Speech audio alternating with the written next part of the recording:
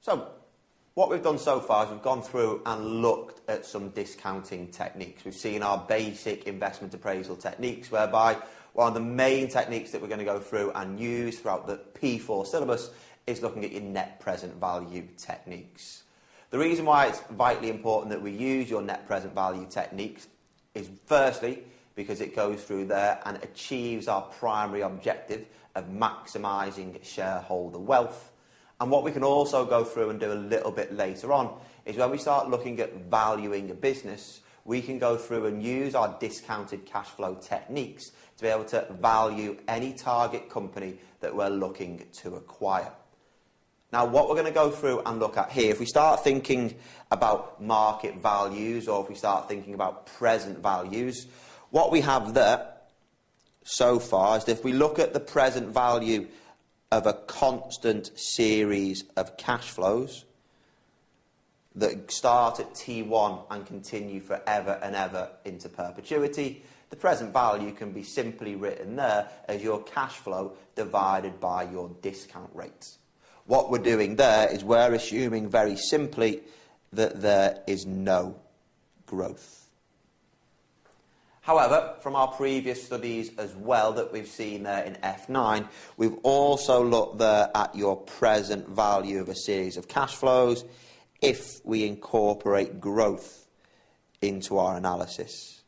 So the formula that you should be familiar with there is that your present value is equal to your cash flow multiplied by 1 plus the growth rate divided by your discount rate less your growth rate.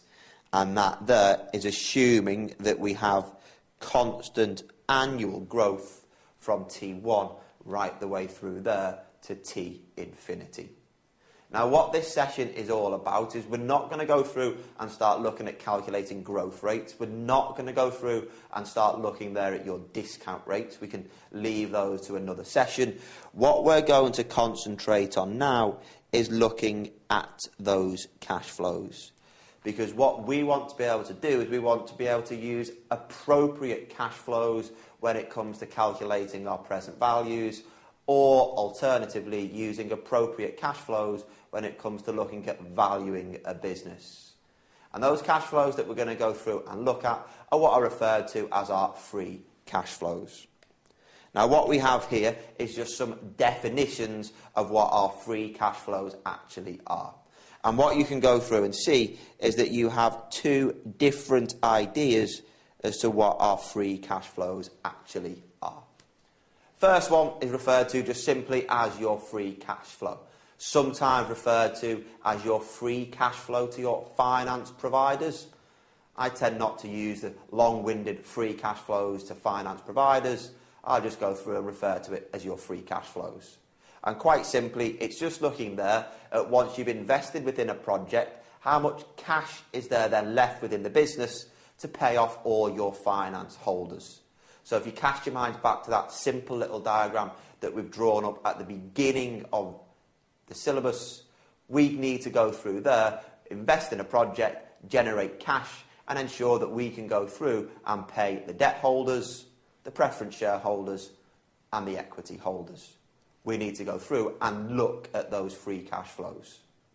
Alternatively, what we also have there is if we're looking at dividends and paying a dividend back to the shareholders, remember, the directors are running the business on behalf of the shareholders.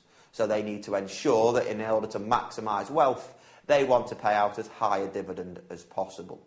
So what we could alternatively look at is what's referred to as your free cash flow to equity, which in its most simplistic terms starts with your free cash flows and then starts adjusting for the fact that we've paid some cash back to your debt holders, we've paid some cash back there back to your preference shareholders, and all that your free cash flow to equity looks at is the cash flow that is then available to your equity shareholders.